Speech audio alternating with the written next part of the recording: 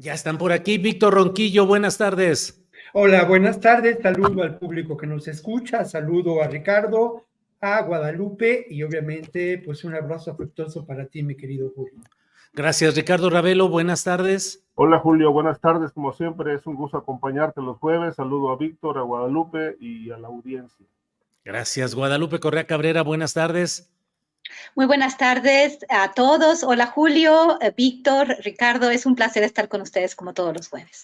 Gracias a los tres, les ruego me disculpen la tardanza, saben que siempre trato de estar puntual y estar a las 2 de la tarde. Hoy la verdad es que este tema de la Sierra de San Miguelito, que fue necesario dar ese tiempo para poder abordar el tema, hizo que me retrasara, pero lo compensaremos de tal manera que tengamos la hora de nuestra mesa, a menos que ustedes tengan algún compromiso natural explicable y que los haga retirarse antes, pero les ruego me disculpen este inusual retraso en nuestra mesa. Entonces, bueno, vamos a seguir adelante.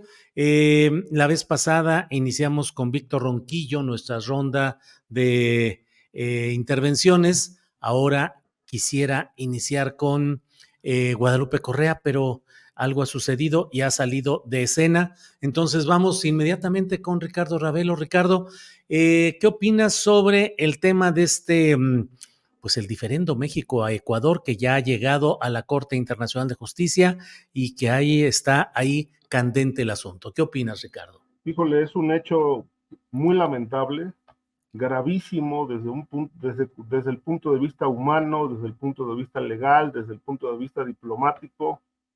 No tengo memoria de un antecedente de esta naturaleza, con todo lo que hemos visto, los videos, la violencia extrema que usó la policía de Quito para entrar a la sede de la embajada mexicana en Ecuador y poder detener al ex vicepresidente Glass, que pues como sabemos tiene cuentas pendientes con la justicia y había compurgado ya 5 años, pero solicitó asilo político con todo su derecho para que refugiarse en México, y lo hizo precisamente en la embajada mexicana, que como sabemos, desde un punto de vista legal, las embajadas son extensiones territoriales de cada uno de los países representados en el mundo.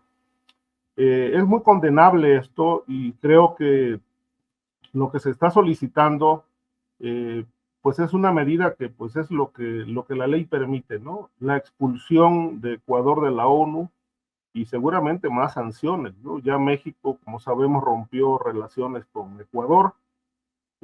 Hay mucho cuestionamiento respecto de qué puede representar esta ruptura. Yo creo que no gran cosa, no gran trascendencia.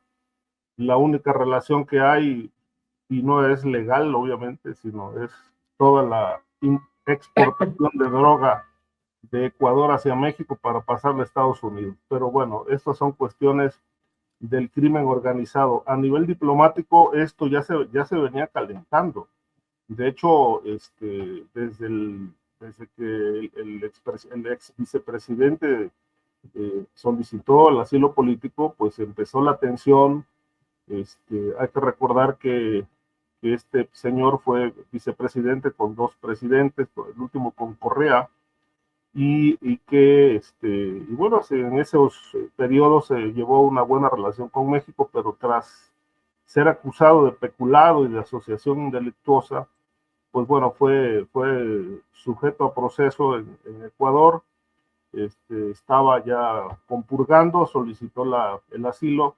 México abrió las puertas, como siempre, porque México ha sido un país históricamente que ha tenido los brazos abiertos al mundo para recibir a personajes que son perseguidos políticamente. En este caso, realmente, bueno, el expresidente Correa ha dicho que es un caso político, es un perseguido político, pero las autoridades ecuatorianas dicen que tiene cuentas pendientes con la justicia.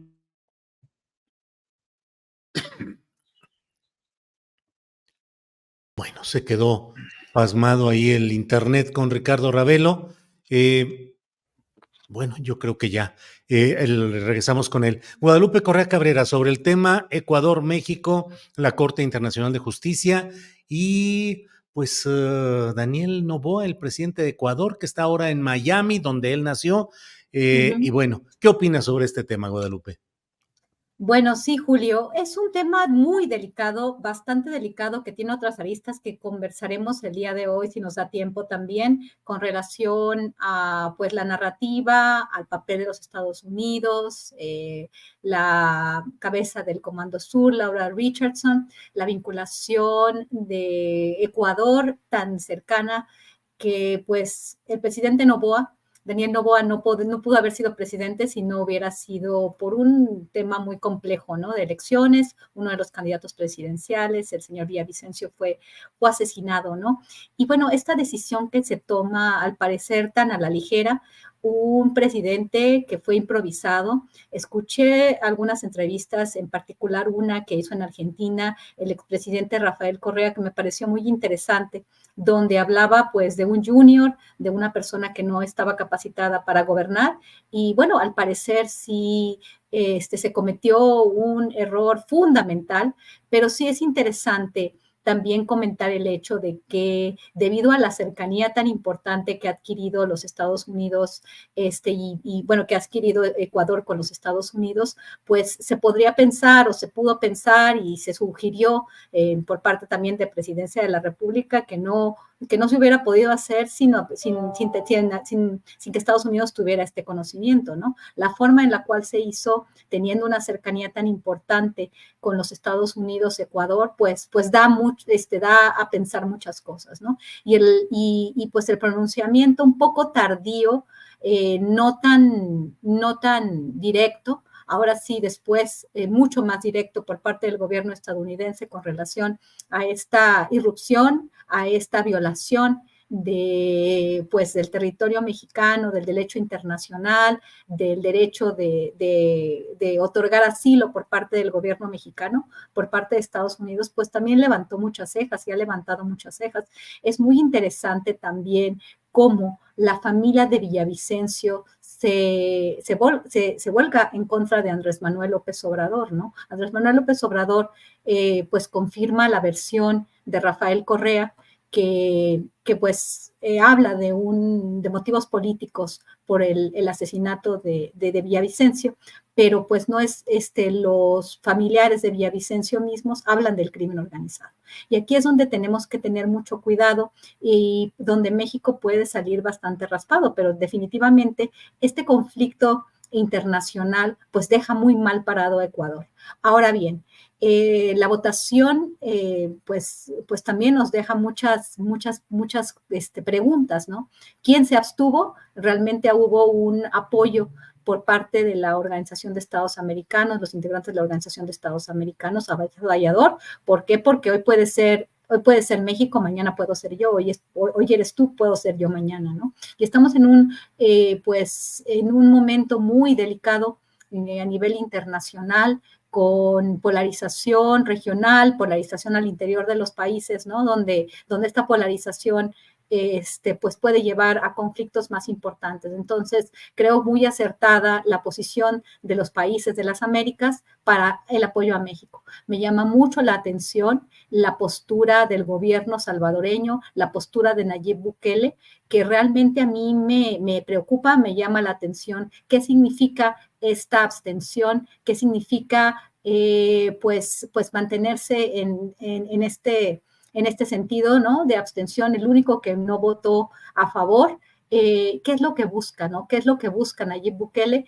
Y qué es lo que implica un pronunciamiento sin pronunciarse, ¿no? Esto también hay que discutirlo, hay que verlo, y también este acercamiento tan importante de Ecuador con los Estados Unidos y, bueno, la denominación por parte del presidente ecuatoriano de los carteles en Ecuador, que supuestamente hay una vinculación con los carteles mexicanos como organizaciones terroristas internacionales. Creo que vamos a tener otro momento, Julio, si no me dices, pero creo que estamos en un momento muy importante y en el cual cualquier país que no apoye lo que está pasando en México, pues se puede presentar un precedente internacional muy nefasto y cualquiera puede entrar entrar a la embajada de otro país y el término de asilo político. Entonces cualquier gobierno puede realmente, sí, tener perseguidos políticos y entrar a cualquier embajada y no se puede cuestionar a nivel internacional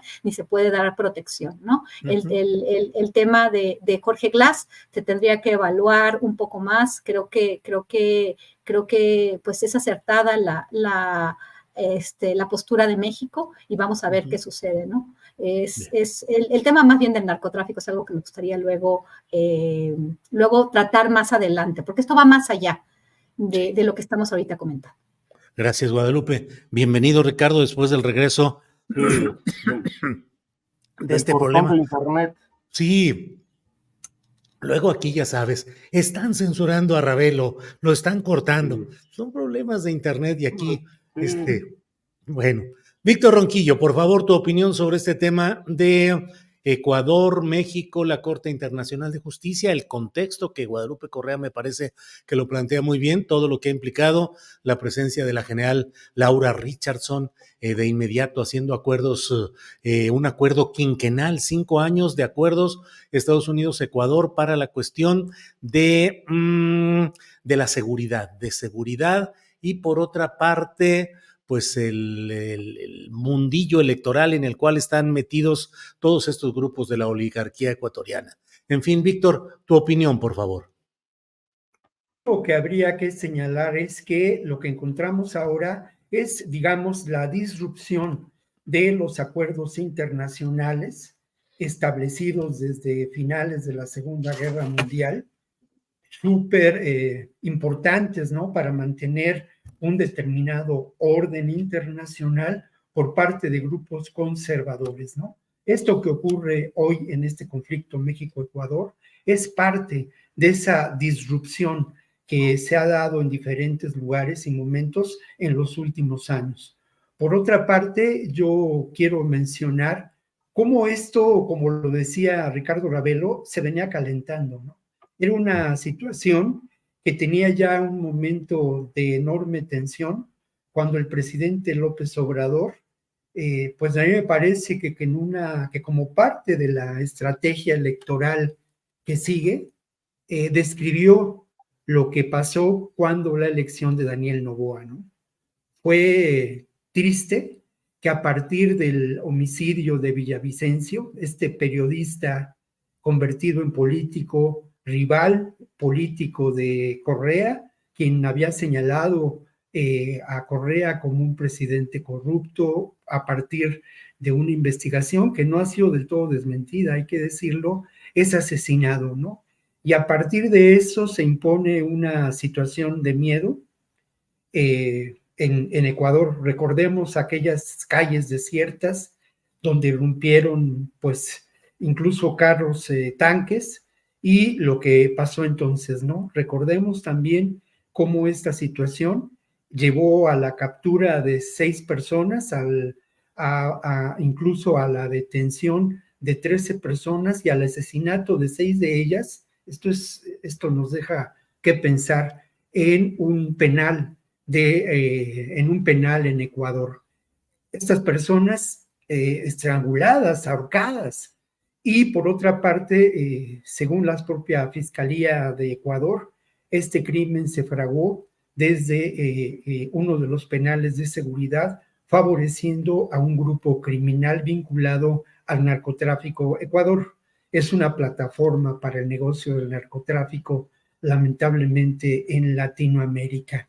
Pero esto, insisto mucho, ¿no? López Obrador lo aprovecha para mostrar un espejo de lo que puede ocurrir en México y de cómo esta campaña del miedo establecida por la oposición, ya la semana pasada yo mencionaba de cuántas veces se ha repetido la palabra miedo en la campaña, en los discursos de la candidata Xóchitl Gálvez, pues cómo este espejo nos tiene que hacer pensar, obviamente, la reacción del gobierno de Ecuador, ya con la tensión y buscando la captura de Glass, personaje muy importante en términos de su gestión política durante el gobierno de Correa y el posterior, el gobierno de Lenin, se me escapa ahora el apellido.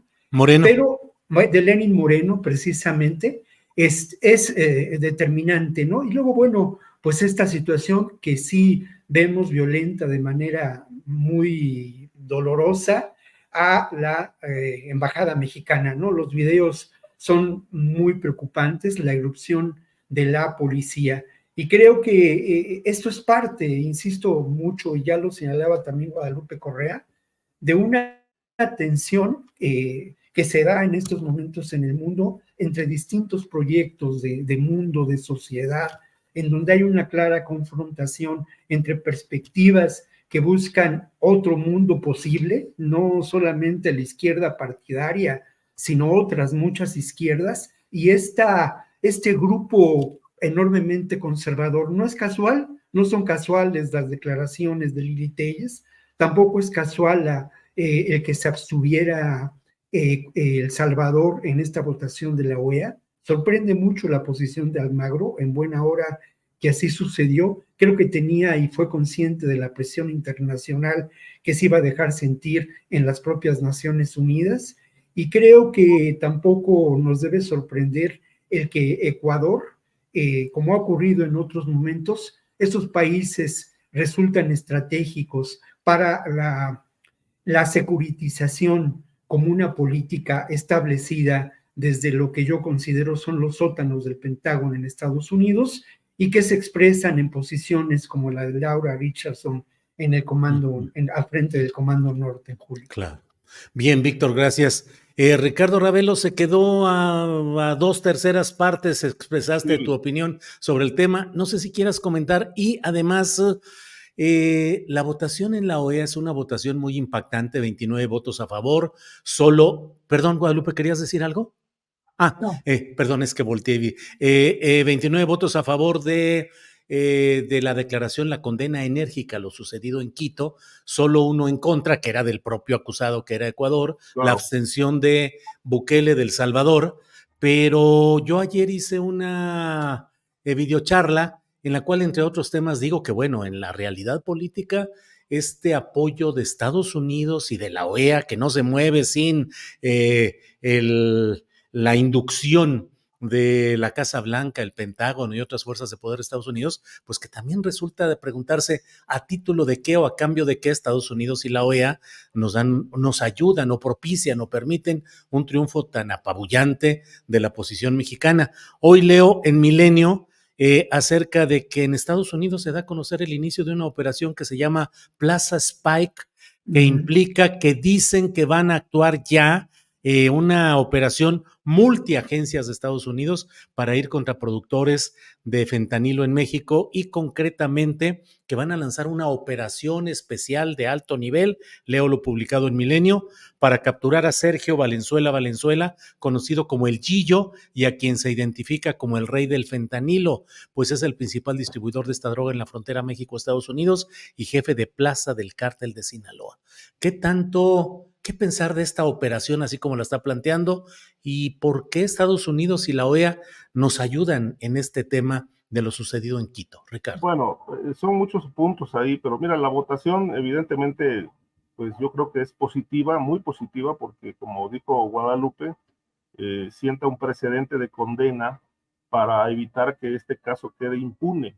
Es decir, cuando vi los videos de esta situación, pues dije, esto es un allanamiento, es un cateo, o sea, entraron por la fuerza, golpeando puertas, sometieron a un funcionario de la embajada, etcétera. O sea, fue algo como si hubiera irrumpido en la embajada un comando al más puro estilo del crimen organizado, de tal para detener al ex vicepresidente. Y el apoyo de Estados Unidos no deja de ser un tema ahí de intereses, ¿no? Llama mucho la atención el viaje de Daniel Noboa a Estados Unidos, presuntamente por asuntos personales. No se sabe si fue llamado o fue a negociar, o fue a que le dieran indicaciones a Washington.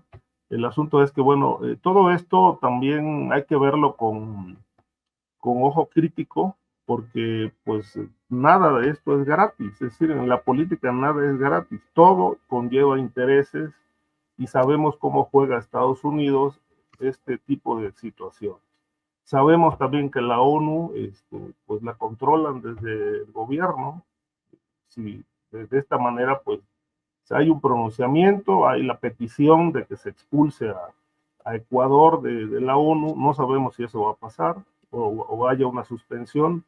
Por lo menos es lo que se podría esperar, si no es que en algún momento, como lo pide el presidente López Obrador, pues bastará una disculpa pública y un reconocimiento de que se excedieron en este caso, como para que las cosas ahí queden, ¿no? Por lo demás, el tema de la mega operación contra el crimen, pues bueno, esto siempre lo anuncian los estadounidenses y la DEA, ¿no? Siempre lo anuncian, sobre todo en época electoral, que van a entrar, que van a hacer, que van a deshacer, pero llevamos años escuchando lo mismo y ahí sigue todo intocado, el crimen organizado, el tráfico de fentanilo, que además pues, sí les preocupa por la cantidad de muertos que hay, por la sobredosis, pero también hay una realidad que es ellos necesitan la droga para controlar a una numerosa población adicta y no quieren tener un problema ahí de desorden incontrolable en su territorio. Suena muy espectacular todo esto, como a una invasión, como si vamos por todos, ¿no? Y vamos a acabar con el crimen organizado. Eso no se va a acabar, porque lo que no les conviene es acabar con el negocio. A lo mejor detienen a 2 o 3 cabecillas para que, pues, apaciguar un poco las cosas, para dar muestras de que están actuando, para justificar de alguna manera el presupuesto que requiere la DEA, de que está operando y haciendo las cosas bien en México o fuera de Estados Unidos, pero en realidad a ellos no les conviene acabar con esto. El negocio es muy grande y ellos son unos grandes beneficiarios del tráfico de drogas en general. De tal manera que, bueno, esto a mí me parece, como dicen en México, una llamarada de petate, que nada más es hacer mucho ruido y pocas nueces. Bien, Ricardo, gracias. Guadalupe, sobre este tema, ¿quieres abordar algo o vamos en por favor? Sí, claro que sí. Julio, yo estoy muy interesada en abordar el tema del narcotráfico y de la situación con Ecuador, porque todo esto a mí me parece que es parte de una estrategia más importante. Y la operación Plaza Spike en este momento y toda esta discusión sobre el fentanilo, sobre los carteles mexicanos, este enfoque entre los carteles mexicanos como si realmente el fentanilo y las drogas sintéticas, porque es una operación en contra de los productores de fentanilo y drogas sintéticas y se enfoca en las pandillas y en los carteles de la droga, en particular en México, porque estamos hablando de un tema que ellos lo plantean como una cuestión de seguridad nacional, principalmente porque se alega que los precursores para producir fentanilo vienen siempre de China, ¿no? De que la producción se hace en México, cuando realmente estamos hablando muy probablemente cuando uno analiza los problemas de adicciones y estos mercados abiertos para consumo de drogas en los Estados Unidos, como Kensington o como Skid Row en Los Ángeles, he tenido, pues ahorita estoy haciendo trabajo en estos lugares. Es interesante ver cómo parece ser que muchas de estas personas sí consumen drogas sintéticas, fentanilo, pero uno piensa, ¿no? En lugares donde hay, pues, posibilidad, hay lugares abiertos, por ejemplo, en el día de hoy me encuentro en Gasper, en Wyoming, donde hay grandes campos agrícolas, así ranchos, se podría producir fácilmente el fentanilo, las drogas sintéticas, pues no se necesita cultivar la hoja de coca. Es muy interesante, ¿no? Que cómo se está presentando esto, como si realmente el fentanilo y estas drogas sintéticas solamente se produjeran en México, cuando podemos pensar que dados los costos sería más factible que se produjeran en los Estados Unidos, pero no hay investigación, los reportes de las agencias estadounidenses no hacen esta situación. Hay una cuestión muy interesante y que es todo el tema en Ecuador. O sea, la ruta de, supuestamente, Ecuador es la ruta, estamos hablando ahorita de cocaína hacia los mercados de Estados Unidos y Europa. Entonces, la posición de Ecuador es supuestamente muy importante, ¿no? Y ahora es esta ruta para Estados Unidos y Europa de cocaína. Entonces, supuestamente después de la pandemia, Ecuador se vuelve un centro de operaciones muy importante y es interesante cómo la narrativa maneja que los cárteles mexicanos son los todopoderosos. Por un lado producen fentanilo, pero por el otro lado se vincula a los choneros con el cártel de Sinaloa y a los lobos, que son los principales grupos de narcotráfico en Ecuador, se le asocia con el cártel Jalisco Nueva Generación. Otra vez la narrativa del gran poder que supuestamente tienen los cárteles mexicanos. Y luego, cuando la familia de Fernando Villavicencio, la hija, la esposa, se van en contra de Andrés Manuel López Obrador y de esta visión, se habla de nuevo de narcotráfico. El presidente Daniel Noboa habla, sí vamos a declarar a nuestros carteles como organizaciones terroristas internacionales, lo que equivale a que entonces, como en la prensa se está presentando que los choneros y los lobos, unos están con el cártel de Sinaloa, otros con el cártel Jalisco Nueva Generación, entonces esto avanza la narrativa para denominar a los carteles mexicanos como organizaciones terroristas internacionales, lo que le daría a la DEA y el departamento, bueno, al Departamento de Justicia en realidad, porque la operación Plaza Spike es una operación de CBP, del Departamento de Seguridad Nacional, del Department of Homeland Security. Entonces ya tenemos a las dos agencias yendo en contra de los carteles mexicanos, ¿no? En el tema de la DEA, por todo lo que es pues Ecuador y la supuesta vinculación del cártel Jalisco Nueva Generación y el cártel de Sinaloa, cuando no hace absolutamente nada de sentido y que de nuevo tendríamos que entender qué es el cártel Jalisco Nueva Generación. Y ahora esta narrativa de estos dos grandes carteles que inundan de droga a los Estados Unidos ahora operan en base a Ecuador. Entonces, como que toda esta cuestión vuelve a alimentar esta narrativa, obviamente la oposición, hablando del presidente que está protegiendo a narcotraficantes, y Jorge Glass, además de corrupto, podría estar vinculado con alguno de estos grupos, ¿no? Y finalmente está el tema del narcotráfico. Entonces hay que tener mucho cuidado con esta narrativa y bueno, obviamente la oposición, y esto se vio en las discusiones sobre esto, hice varias anotaciones, varias personas muy importantes en la oposición mexicana, pues avalan, inclusive el ex embajador de México en los Estados Unidos, Sarucán, dice, bueno, no se acepta, pero ¿qué podía esperar Andrés Manuel López Obrador, no? El calderonismo dentro del PAN, ¿cómo se llama? La derecha realmente mexicana, cierra filas en contra del gobierno mexicano, diciendo, sí está mal, pero Mariana Gómez del Campo, toda esta gente,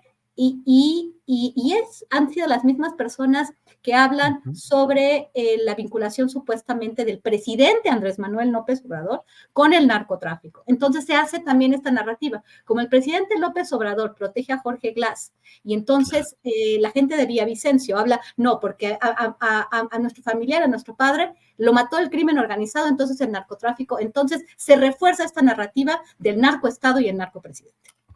Gracias, Guadalupe.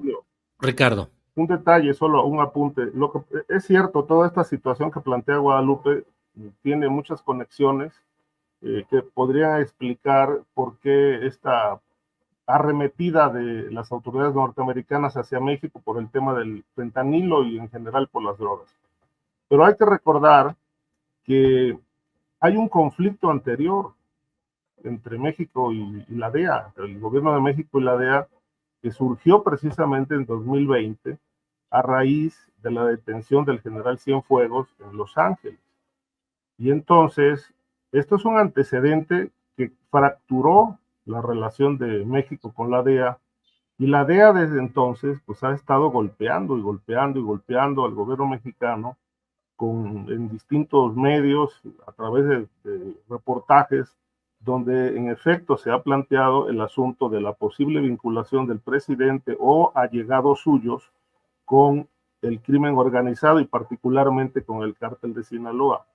Este antecedente pues lo conocemos bien porque después de la captura de Cienfuegos se modificó la Ley de Seguridad Nacional para acotar la presencia de la DEA en México, y esto molestó mucho a la DEA, de tal manera que ellos traen una espina clavada.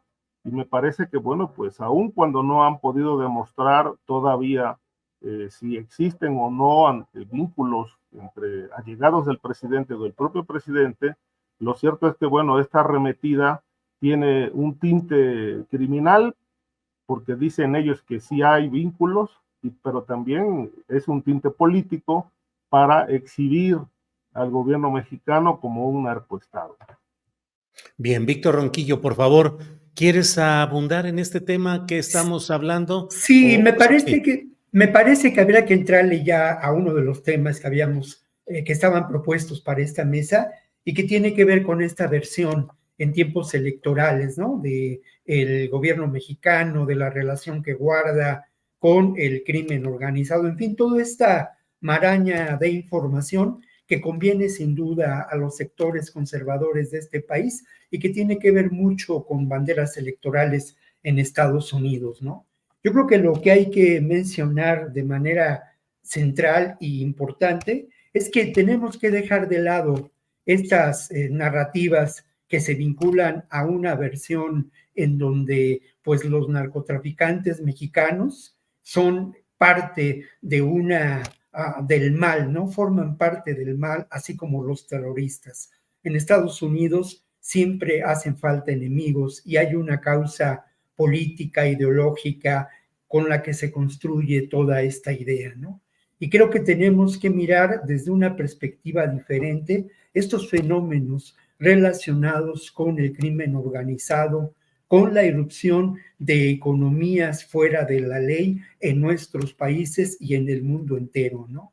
Y entender que al final de cuentas forman parte de esta perspectiva capitalista del mundo, ¿no? Al final de cuentas, estas empresas criminales son una expresión muy clara de el propio capitalismo, ¿no? Así como se puede decir que el neoliberalismo es la expresión más cruda y más salvaje, más allá, y también se expresa esa versión del mundo donde todo es ganancia y no importa la vida, en estas grandes empresas transnacionales. Y obviamente esto tiene pues un carácter definitivamente político y de control social, ¿no?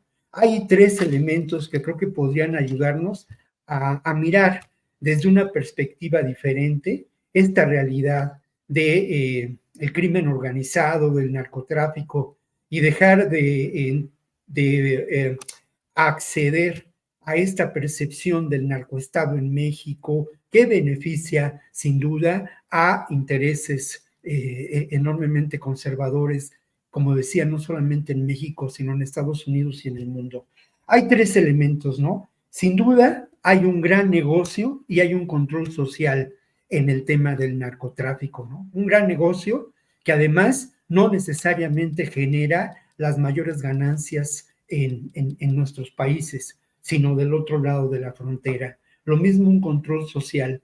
El ejemplo de todo esto es que justamente cuando el movimiento célebre del hipismo en los años 60 en Estados Unidos empieza a dislocar al American Way of Life, pues la heroína, las drogas se empiezan a popularizar y afectan lamentablemente a quienes se mostraron mucho más subversivos, y con ello me refiero al grupo de organización política negra, ¿no? En sus diferentes versiones y características. Luego lo otro, sin duda, esta estrategia de generar enemigos tiene que ver con el control territorial, tiene que ver también con una forma muy clara, ya lo mencionaba Guadalupe, de establecer vínculos para manejar expresiones distintas del imperialismo que sigue presente, ¿no? Recordemos lo que ocurrió en Colombia en los años 80, lo que ocurrió en México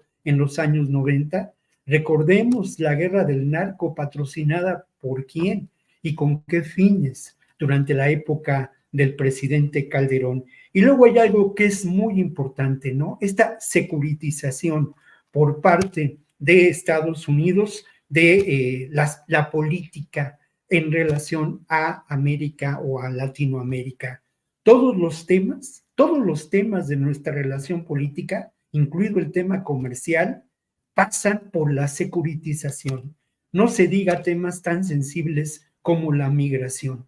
Y estos tres elementos, hay muchos otros quizá, pero nos pueden llevar a una perspectiva distinta para entender estos procesos.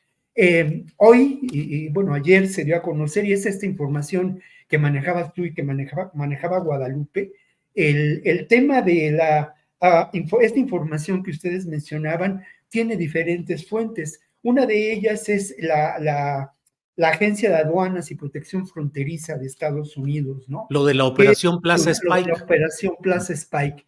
Y es muy curioso cómo ahora encontramos a otro personaje que parece que viene de la nada y que es este personaje del Gillo que opera en Nogales y que tiene vínculos con el cártel de Sinaloa, ¿no? Y que al que se acusa de introducir el 44% del fentanilo que se consume en Estados Unidos. Imaginen ustedes la capacidad de operación de este personaje que no conocíamos y que opera en una región como es Nogales, una región que yo tuve ocasión de conocer y de recorrer en diferentes viajes y en donde claro que es posible, es una frontera muy vulnerable, es una frontera en donde el tráfico de sustancias, el tráfico de seres humanos es frecuente, pero sorprende todo esto, ¿no? Y además, en esa misma información, en ese mismo boletín de prensa, se habla de que precisamente,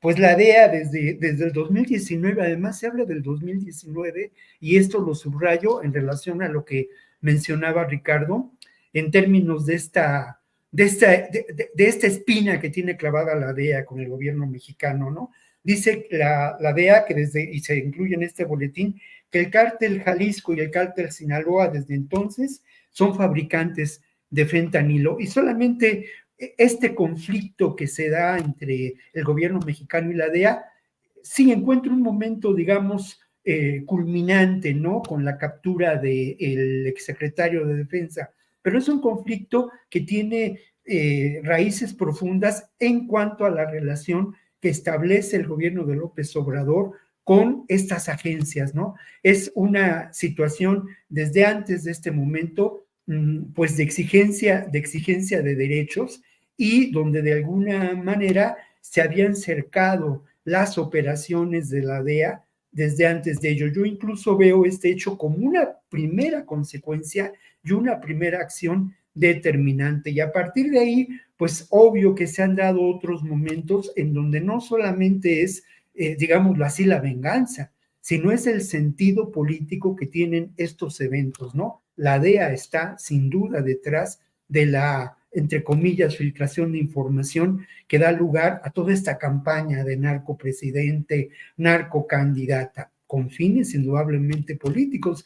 Y hay que recordar la participación de la DEA, no en términos de pues la vigilancia, el combate al crimen organizado, al narcotráfico, sino otra realidad que es su participación en términos de injerencia política, avanzando en contra o actuando en contra, perdón, de gobiernos que son que tienen una perspectiva diferente a esta alineación política que exige Estados Unidos en cuanto a la relación que se establece entre países como México o Colombia con ellos, ¿no? Bien, Víctor, gracias.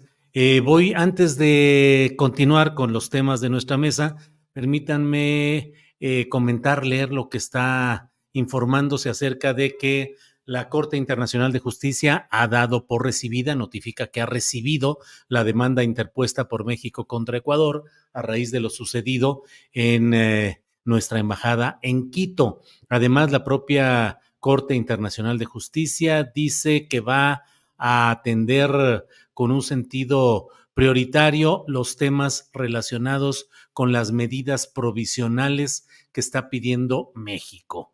Dijo que la solicitud de indicación de medidas provisionales tendrá prioridad sobre todos los asuntos. En fin, Y Ricardo, déjame nomás compartir antes estos videitos que son de unos cuantos segundos cada uno, pero son declaraciones que dio hoy Xóchitl Gálvez y me parece que en este marco de seguridad y de corrupción o de honestidad, pues vale la pena solamente tener esta referencia de unos segunditos, por favor. Sí. Queremos que las mujeres sean independientes, que las mujeres tengan su propio patrimonio. Por cierto, me reclamó que yo vivo en una casa propia y que ella vive en un departamento rentado. Si a los 60 años no has podido hacer un patrimonio, eres bien güey, con todo respeto. Muchísimos años para poderse hacer una vivienda. Por eso sí es muy importante que tomemos en cuenta que durante toda esta administración se abandonó el tema de la vivienda social. La vivienda social y la vivienda de interés medio. Se los digo porque yo tengo 2 hijos. Diana a los 28 se pudo comprar su depa, chiquito, pero se lo pudo comprar. Digo, al Juan Pablo, que además le gusta un poco el desmadre, pero ahí la lleva ahorrando, pero les cuesta más ahorrar. Está cañón. Yo no sé, Ricardo, si quieres comentar algo sobre esto y si no, tenemos el tema de Arely Gómez como nueva auditora especial de la Auditoría Superior de la Federación en el marco de señalamientos tan duros como los que ha hecho Muna Dora Buchaín acerca de la casa sucia, en la que detalla documentalmente todo el enredo, la cloaca, dice ella, de la corrupción institucionalizada, y ahora llega un personaje como Arely Gómez. En fin, lo que desees, Ricardo. Sí, mira, un apunte previo a propósito de lo que mencionó Víctor, que me pareció muy interesante todo el planteamiento. Más allá de esta campaña que puede estar realizando la DEA en contra del gobierno mexicano a través de ciertos medios, lo que sí llama la atención es esta cifra realmente escandalosa de que el Gillo, que es una pieza de Sinaloa, en efecto, introduce a Estados Unidos el 40 y tantos % del fentanilo que se consume, además de otras redes. Aquí la gran pregunta es, ¿y cómo pueden operar todo eso? Para hacer todo eso, evidentemente, se necesita protección institucional y política. De otra forma, no se puede. Con respecto a esto de Xóchitl Gálvez... Pues, y ahí el gobernador de Sonora, pues es Alfonso Durazo. Sí, claro. Que bueno, pues tampoco es una blanca paloma. Sí. Y este tema de Xóchitl a mí me parece que pues es parte de las descalificaciones que hemos escuchado. Ahora sí que la resonancia del debate, donde pues en realidad pues no se dijo absolutamente nada trascendente. Por lo menos hubiéramos conocido una parte, porque falta el otro debate de finales de abril, una parte de la propuesta de seguridad que no se planteó, no se contempló en la temática. Pero bueno, siguen con las descalificaciones, no hay propuestas. A mí me parece que esto sigue en el terreno de la lucha, de la descalificación, de la diatriba, y eso no nos aporta absolutamente nada a los ciudadanos. Nosotros queremos escuchar un proyecto de país, el cómo, no el qué, el cómo le van a hacer. Y eso honestamente brilló por su ausencia. Hay una serie de preguntas que quedaron en el aire, pero bueno, la señora pues también no trae absolutamente nada, lo hemos dicho, hay mucha gente, yo he platicado con mucha gente que me dicen que se van a abstener de votar porque pues no hay opciones. Lo que ya vivimos pues es de pesadilla y lo que ya hemos vivido pues está peor. Entonces pues muchos se van a abstener. Y creo que pues esta muestra que nos pusiste con lo que está diciendo, pues mira, si tiene o no un departamento, esas son decisiones ya personales, ¿no? Porque también dicen algunos economistas y gente imbuida en el tema de las finanzas que es mejor rentar que tener una vivienda propia. Entonces, pues bueno, hay demasiados puntos de vista ahí en ese sentido, de tal manera que no lo dejo de ver más que en el terreno de la descalificación, y ahí están empantanados, no salen de la descalificación con pruebas o sin pruebas, pero bueno, esto honestamente, si así las campañas van a seguir, pues yo creo que pues vamos a llegar muy desilusionados a la elección, sin un proyecto de país, de tal manera que, bueno, pues creo que la gente tendrá que decidir si vota o no vota. Por lo que respecta a Arely Gómez, pues sí, ya la nombraron la nueva auditora, ella pues trae una carrera, es hermana de un alto funcionario de Televisa, fue procuradora general de la República, estuvo en la función pública, en la Judicatura Federal, Consejo de la Judicatura, y ahora pues me parece que va a tener esta función, pues no sé si a modo o no de la administración actual, porque el anterior auditor, este señor Agustín Castro Rafael, pues ya le generaba mucha incomodidad a legisladores, al gobierno, supuestamente por las auditorías torcidas, etcétera, etcétera. Entonces, pues bueno, como este gobierno se ha caracterizado por la opacidad, y esto lo explica el hecho de que pues todas las obras emblemáticas están consideradas bajo el halo de la seguridad nacional para no rendir cuentas, pues a mí me parece que el anterior auditor pues les era incómodo, ¿no? Era una piedra en el zapato del poder político, y entonces pues optaron por moverlo de su cargo. Él despotricó mucho por la decisión que se tomó de despedirlo, y ahora pues contratan a Arely Gómez, que pues trae relaciones con los expresidentes con los que presuntamente hay distancia o están peleados con López Obrador, pero bueno, hay una pieza de ese grupo que ahora se incrusta en una área estratégica que es la que se encarga de revisar la cuenta pública año con año, de cómo se gasta el presupuesto. Y bueno, pues el anterior hizo muchas observaciones que no sé si se subsanaron, pero creo que sí les incomodó mucho el trabajo del señor Agustín, y ahora, pues, así como lo hicieron en el INE, pusieron gente a modo, y de esta manera optaron por poner un aliado en un lugar estratégico que seguramente abonará la opacidad que ha caracterizado este sexenio. Bien, Ricardo. Guadalupe Correa, nada más sobre este tema de Agustín Caso Rafael, que ha renunciado y ha publicado una carta aparentemente de gran denuncia y con un aire muy justiciero. Ayer entrevisté aquí en este programa a Dora Muna Buchaín, autora del libro De la Casa Sucia, quien en uno de sus apartados dice: el Instituto Nacional de Evaluación Educativa, Caso, Agustín Caso, y el aeropuerto, el nuevo aeropuerto internacional de la Ciudad de México ya cancelado. Demuestra cómo Agustín Caso Rafael forma parte del mismo entramado de complicidades, de tranzas y de arreglos para favorecer a los personajes del poder en turno, y señala, entre otras, que trae una demostración de cómo este hombre permitía lo mismo que ahora denuncia. Cuando lo nombraron, dice: el nombramiento de Caso Rafael, digamos en el pasado, no es en el momento actual, revela ciertamente lo que ya hemos abordado a lo largo de este libro. Los políticamente indignos hablando de moralidad, o los méritos de ambos, donde les une este tipo de relaciones, al menos el contrato que le otorgaron. Así es como se pagan los favores. Y en fin, ¿qué opinas? Y además, Guadalupe, pues este nombramiento de Arely Gómez, peñista, que fue el poder tras el trono durante la administración de Mariano Azuela Huitrón, un hombre de ultraderecha que llegó a realizar misas adentro de la Suprema Corte de Justicia de la Nación. Lo publiqué yo hace 10 años, creo 12 años, no sé cuánto.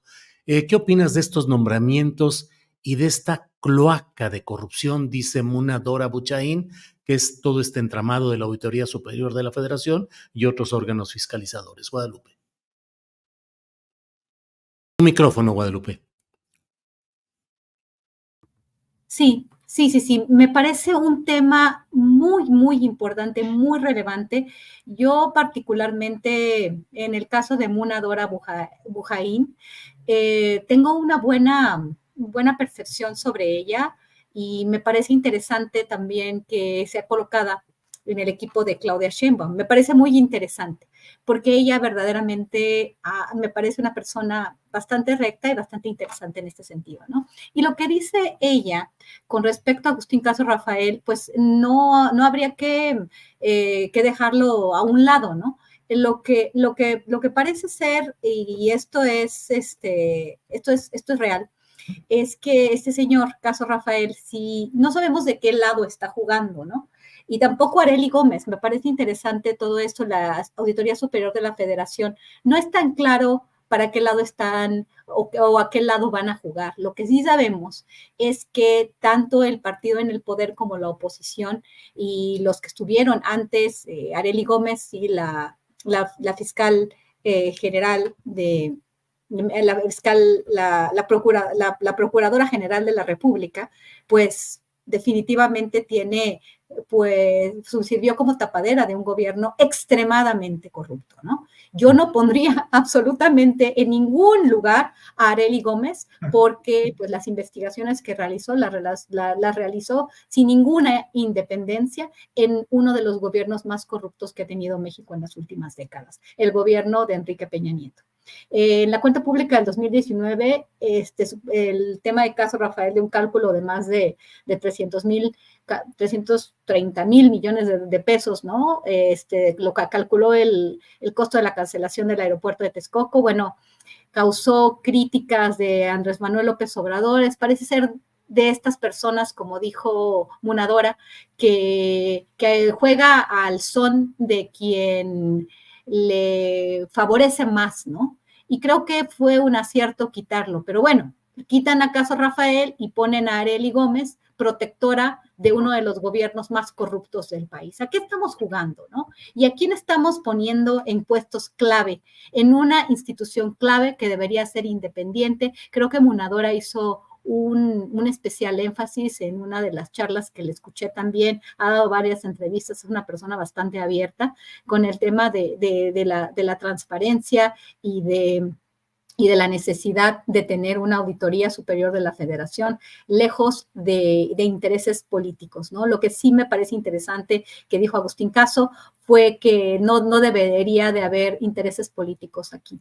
Creo que el tema de las instituciones, de los organismos autónomos, el concepto es interesante. Desafortunadamente, esos organismos autónomos no fueron autónomos del gobierno en turno, pero han sido dependientes de los poderes fácticos, de los empresarios, del gran capital. La sociedad civil no ha sido para el pueblo, sino la sociedad civil ha apoyado a los más ricos dentro de la sociedad civil. Y esto es un problema muy importante, ¿no? Entonces ya no sabemos cómo hacer para hacer estos candados, donde órganos como la Auditoría Superior de la Federación estén fuera de los poderes fácticos o de los poderes políticos, ¿no? Creo que habría que estar muy al pendiente y es una pésima solución poner a alguien como Arely Gómez en un lugar tan importante como la Auditoría Superior de la Federación.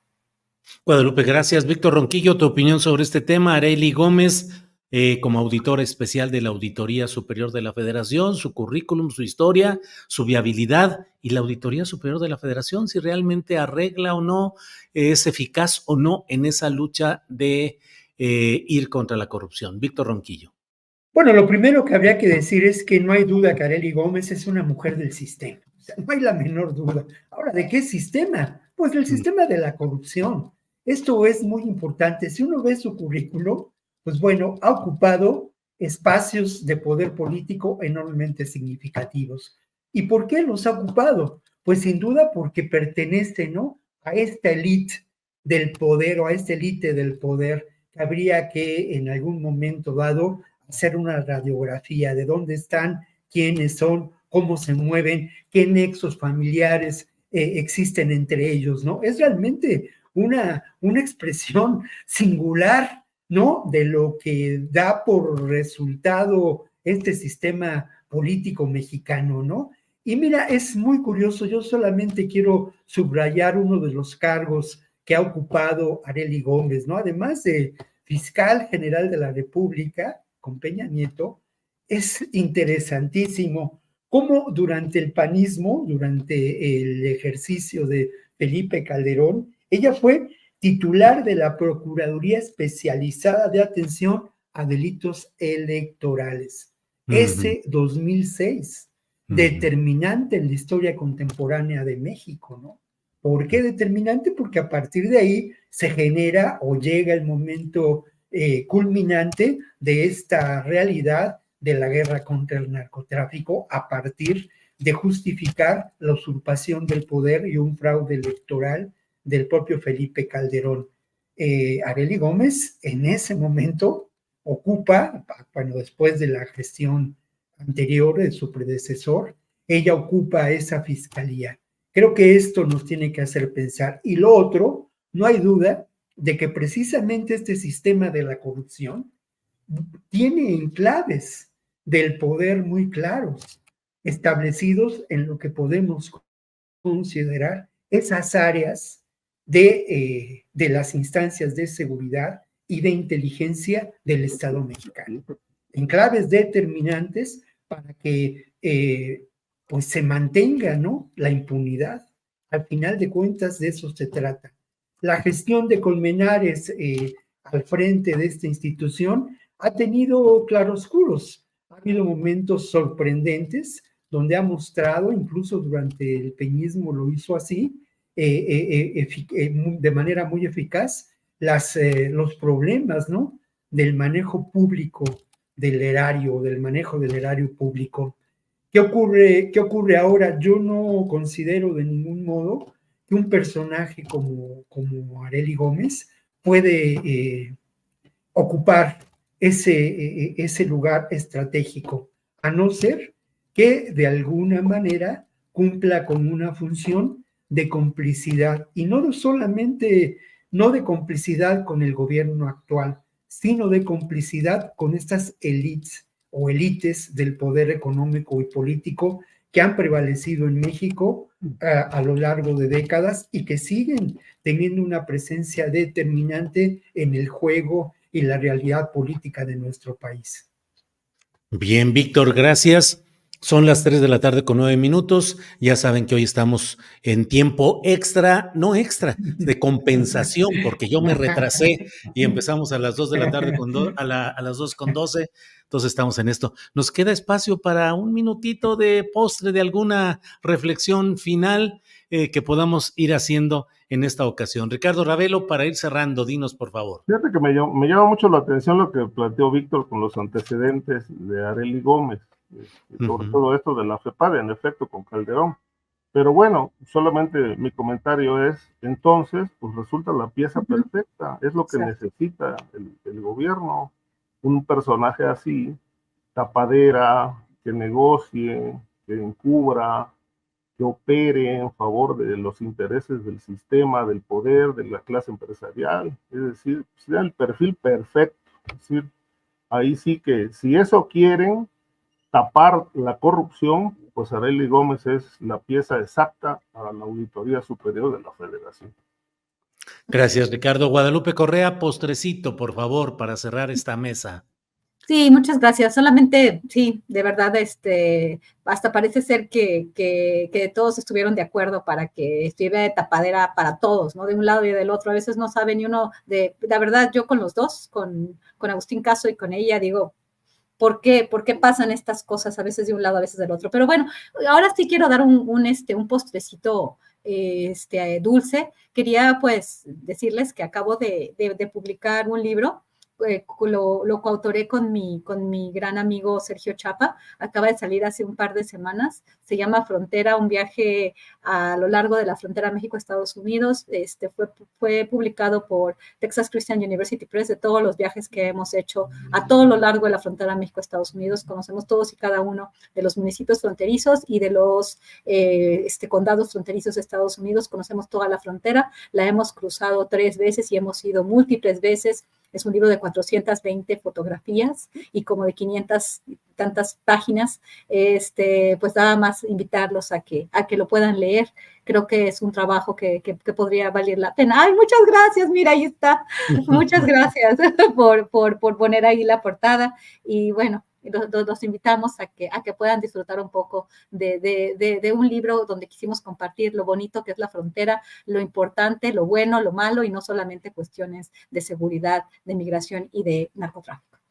Qué bonito título, Guadalupe, Sí. Frontera, así, nada más, Así. y la fotografía tan impactante. ¿Dónde es, Guadalupe? La Linda, en Chihuahua.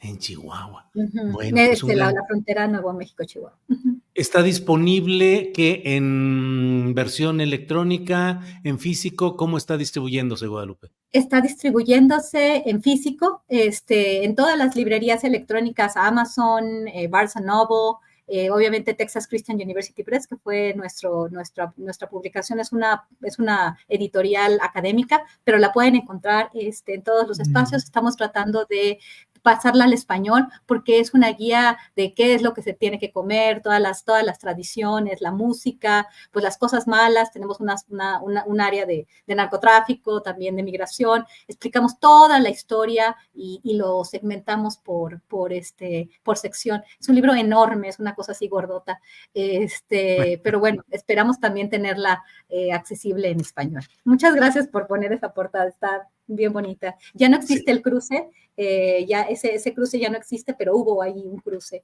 de México a Estados Unidos.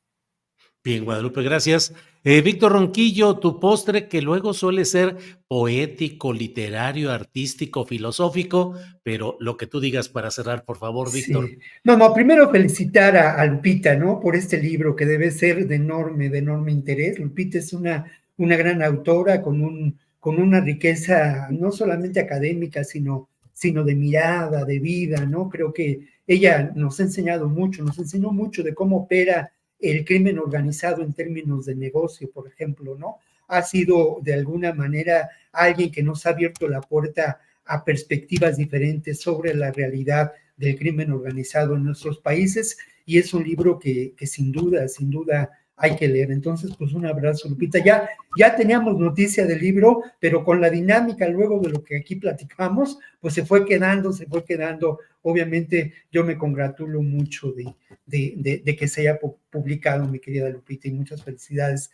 Y bueno, sí, en el postre yo hace unas par de semanas que no tenía postre dulce, ¿no? Y sí tengo un postre de verdad enormemente dulce. Y es un documental, el documental mexicano tiene ahora un enorme valor, se hace con mucho riesgo personal, profesional, en muchos sentidos lo protagonizan generaciones distintas de documentalistas mexicanos. Están los jóvenes, pero también están los veteranos del documental.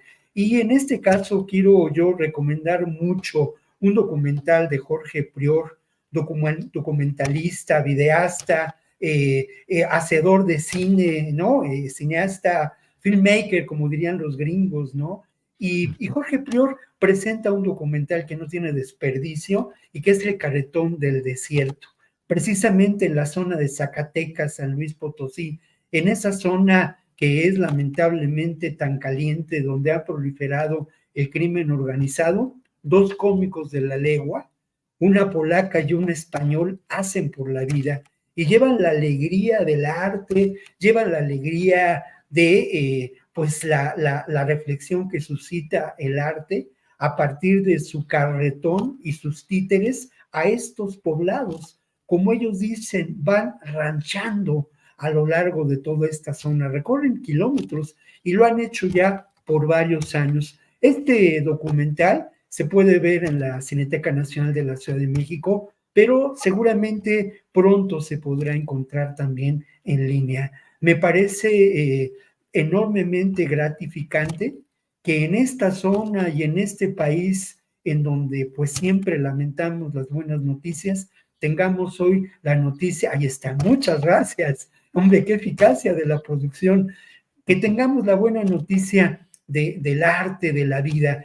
Y además de la presentación, luego estos dos personajes que van aquí empujando el carretón del desierto, celebran talleres con los niños de las comunidades, y estos niños de las comunidades, de los ranchitos que se encuentran en esos lugares, se apropian de su propia realidad, se apropian de su visión del mundo, y lo que se impone gracias a este par de personajes es el arte. y obviamente pues todo ese trabajo se lo debemos a Jorge Prior, un gran cineasta mexicano. Bien, pues muchas gracias. Reitero mi disculpa por la tardanza de esta ocasión y su amable y generosa amabilidad de aceptarla. Y seguimos adelante, nos vemos la próxima semana. Gracias, Víctor, gracias, Guadalupe, gracias, Ricardo. Hasta pronto. Hasta pronto y enhorabuena, Guadalupe. Muchísimas gracias, que les vaya muy bien. Hasta luego. Gracias, bye bye.